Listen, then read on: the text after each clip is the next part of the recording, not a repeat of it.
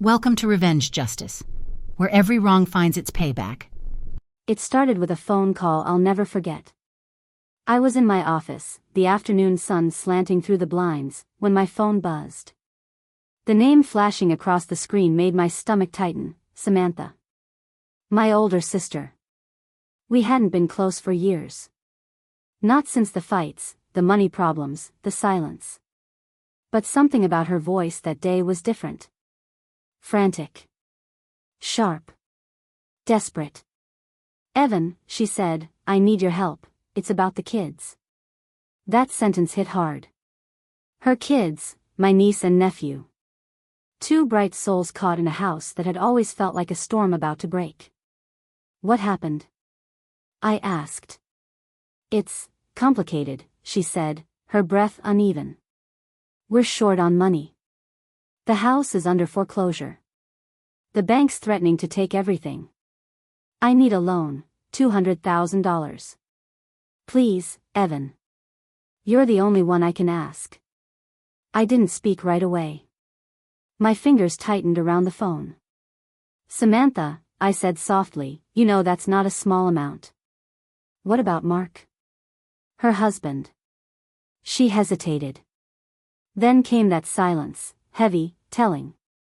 "Mark's not here right now," she finally said. "He's sorting things out." That was a lie. I knew it. Mark wasn't sorting anything. He was the kind of man who gambled opportunities away, the kind who thought charm could replace responsibility. "I'll think about it," I told her. Her tone changed instantly. "Evan, you owe us," she said. "You've had it easy. You've always been the favorite. Mom and Dad would want you to help." And there it was, the guilt, the manipulation, the emotional hook my family knew how to use like an art form. But this time, something inside me pushed back. I hung up that day with a decision I knew would cost me peace. I wasn't giving her the money. A few days later, my parents called. My father rarely got involved, but his voice was low and weary. "Evan, your sister's in a bad place," he said. "She told us you refused to help. That's not like you." I explained everything, the lies, the missing husband, the debt that had no end. But my mother's voice cut through. "She's family," she said. "Family doesn't turn its back when things get hard." I wanted to ask where that loyalty had been when I'd nearly lost my business years ago, when I'd begged for support and heard only silence. But instead, I said quietly, "Family also doesn't use each other like a bank." They didn't like that. The conversation ended cold. Weeks passed. I thought it was over. But one evening, as I pulled into my driveway, I saw something that made my heart drop. Two cars were parked out front. My parents' old sedan. Samantha's SUV. They were waiting for me. I walked up slowly, bracing myself. My sister stood by the porch, arms crossed, eyes red from tears, or anger, I couldn't tell. "You left us no choice," she said. "No choice for what?" I asked. Mark stepped out from the car, smirking. "We're going to take what's fair," he said. My stomach turned cold. Samantha handed me a document, thick, stapled, and official-looking. It was a family loan agreement, supposedly signed by me. The problem? I'd never signed anything. They'd forged my signature. That night, after they left, I couldn't sleep. My mind replayed every detail. The pressure, the guilt, the sudden documents. It wasn't just manipulation anymore. It was a setup.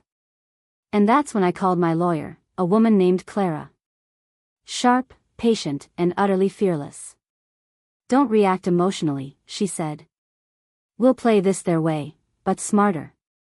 She had me bring in every text, email, and bank record I had. We compared signatures. She noticed something subtle. Samantha had used an old document of mine as a template. They'd copied my signature from a property deed.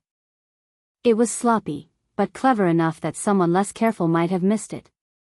Clara filed a quiet legal response, nothing dramatic. Just a request for document verification and handwriting analysis. Meanwhile, she advised me to act as though nothing had changed. Let them believe they have you cornered, she said. So I did. For weeks, I received messages from family, relatives I hadn't heard from in years. Guilt-laced texts. Your sister's losing everything. The kids will have nowhere to go. Why can't you just help for once? It became clear that Samantha and Mark had built a narrative, one where I was the greedy brother who abandoned his family. And for a while, it worked.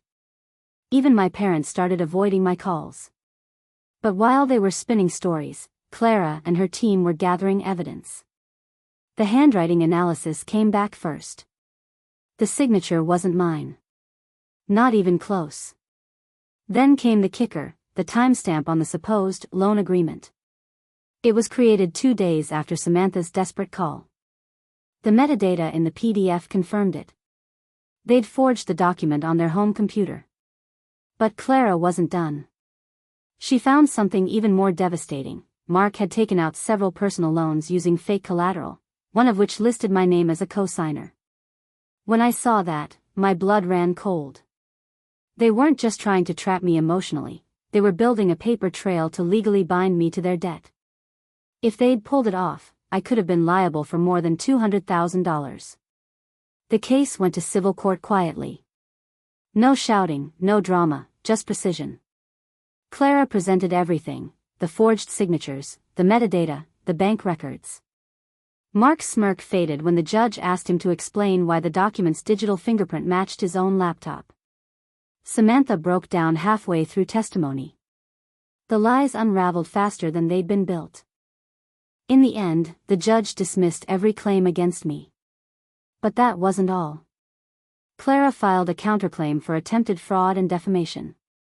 It was all legal, all clean, all devastatingly effective. They'd tried to trap me, and the law trapped them instead.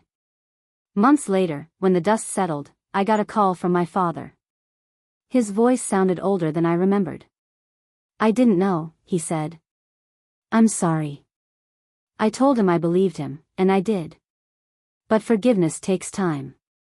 Samantha and Mark divorced not long after. The pressure, the exposure, the shame, it was too much. The kids were placed temporarily with my parents until things stabilized. I didn't gloat. I didn't celebrate. I just felt quiet. Relieved. Because revenge, when done right, doesn't roar, it echoes. A few months later, I got an envelope in the mail. Inside was a letter from Samantha. Her handwriting was shaky. Evan, I don't expect forgiveness. I just want you to know I thought I was protecting my kids. I panicked. I made bad choices. I wanted help, but I went about it the wrong way. I folded the letter carefully and placed it in a drawer. Some wounds don't need reopening, they just need time to stop bleeding. Life moved on. I focused on my business, my friends, and quiet evenings without drama. But sometimes, when I look back, I still wonder how far people can go when money and pride are involved. The truth is, betrayal doesn't always come from enemies. Sometimes, it comes from the people who share your blood. But justice, when handled with patience, doesn't need shouting or vengeance. It needs facts, discipline, and time. I didn't ruin my sister's life. She did that herself. I just refused to be her victim. Never let guilt make you blind. Family loyalty should never mean financial manipulation. Learn to say no, and mean it. Because when you set boundaries, you're not being cruel. You're protecting yourself from being destroyed by someone else's chaos. And remember, revenge doesn't have to be violent or loud. Sometimes, the best revenge is simply living free, unburdened, and at peace. If you found this story powerful or relatable, don't forget to thumbs up this video, subscribe bell to the channel, and share it with someone who needs to hear that it's okay to stand your ground, even against family.